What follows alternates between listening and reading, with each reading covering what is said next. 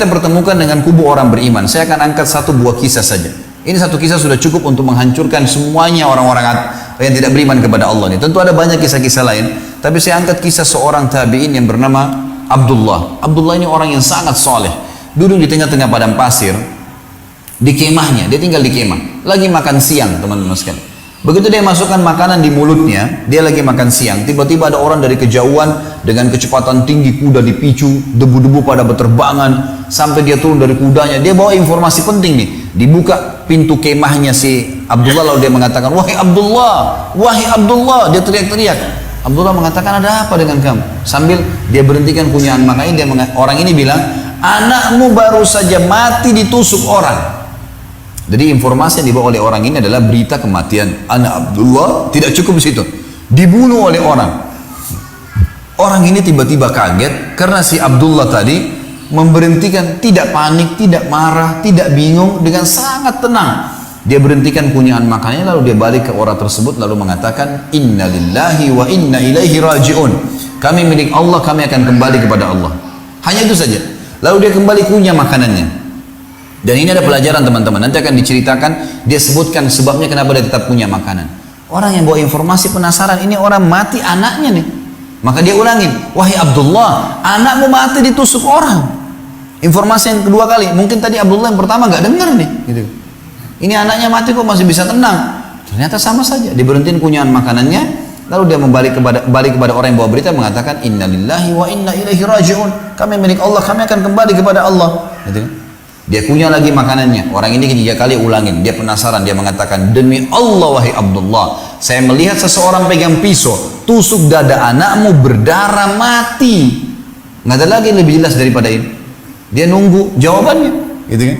Maka Abdullah pun dengan sama tadi tenang sekali memberhentikan kunyahan makannya, lalu balik kepada orang ini mengatakan, Inna lillahi wa inna ilaihi raji'un. Kami milik Allah, kami akan kembali kepada Allah. Orang yang bawa berita penasaran mengatakan, wahai Abdullah, demi Allah yang saya bayangkan adalah Anda akan panik, bingung, membongkar makanan ini, kemudian Anda segera mencari siapa yang membunuh anak Anda. Wajar, secara manusiawi orang kalau belum paham itu jawabannya. Anaknya dibunuh orang gitu kan. Abdullah subhanallah, lihat orang yang beriman kepada Allah bagaimana menghadapi permasalahan teman-teman sekalian. Dia bilang sama orang yang bawa berita, duduklah saudaraku. Ini anaknya lagi mati, dia masih mau menasihatin orang gitu kan. Duduklah wahai saudaraku, duduk orang itu. Lalu dia bilang, kami adalah sekelompok kaum, segelintir orang yang beriman kepada Allah subhanahu wa ta'ala. Dan Allah subhanahu wa ta'ala, Tuhan kami telah mengajarkan kepada kami kalau musibah datang, kami mengucapkan pertama kali kalimat istirja, Inna lillahi wa inna ilaihi raji'un. Kami milik Allah, kami akan kembali kepada Allah. Dan Allah berfirman dalam Al-Quran, وَبَشِّرِ الصَّابِرِينَ الَّذِينَ إِذَا أَصَابَتْهُمْ مُصِيبَةٌ قَالُوا إِنَّا لِلَّهِ وَإِنَّا إِلَيْهِ رَاجِعُونَ أُولَٰئِكَ عَلَيْهِمْ صَلَوَاتٌ مِّن رَّبِّهِمْ وَرَحْمَةٌ وَأُولَٰئِكَ هُمُ الْمُهْتَدُونَ. Allah telah mengatakan dan sampaikan berita gembira kepada orang-orang yang sabar, yang mereka kalau ditimpa musibah mereka mengatakan kami milik Allah, kami akan kembali kepada Allah. Mereka lah orang-orang yang mendapatkan rahmat dan jalan keluar dari Tuhan mereka, dan mereka mendapatkan petunjuk. Lalu dia bilang, saya sudah ucapkan kalimat itu.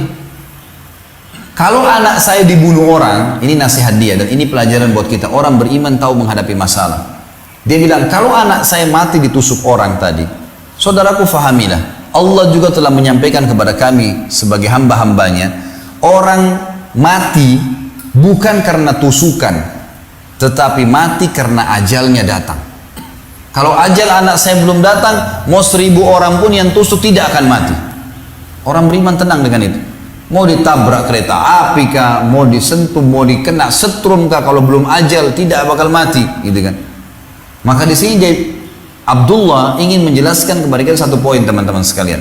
Yang membuat mati Allah subhanahu wa ta'ala karena ajal datang. Dan bahasa saya, ajal ini tanggal expire, gitu kan.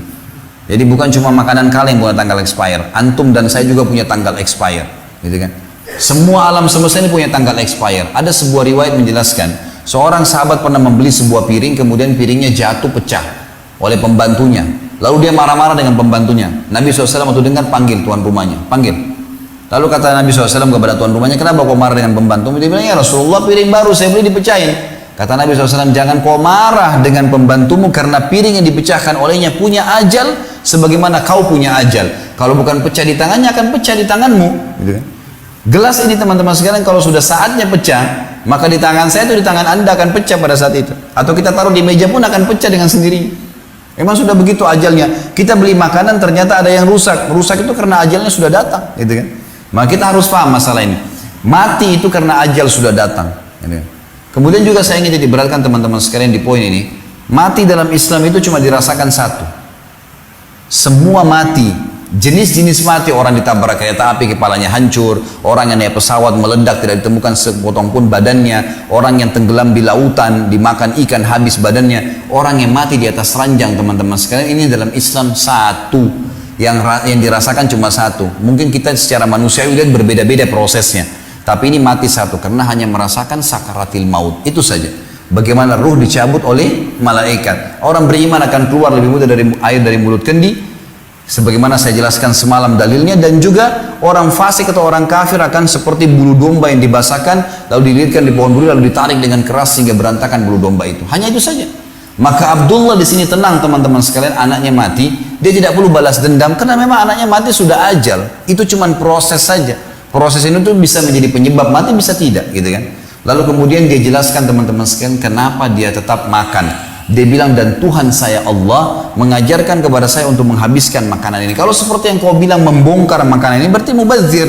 Dan Allah mengatakan inna mubadzirina kanu ikhwana syayatin wa kana syaitan rabbihi kafura. Mubadzir itu perbuatan syaitan, gitu kan? Dan syaitan itu kufur kepada Tuhannya. Maka saya tidak boleh. Saya akan makan makanan ini, setelah selesai baru saya urus jenazah anak saya.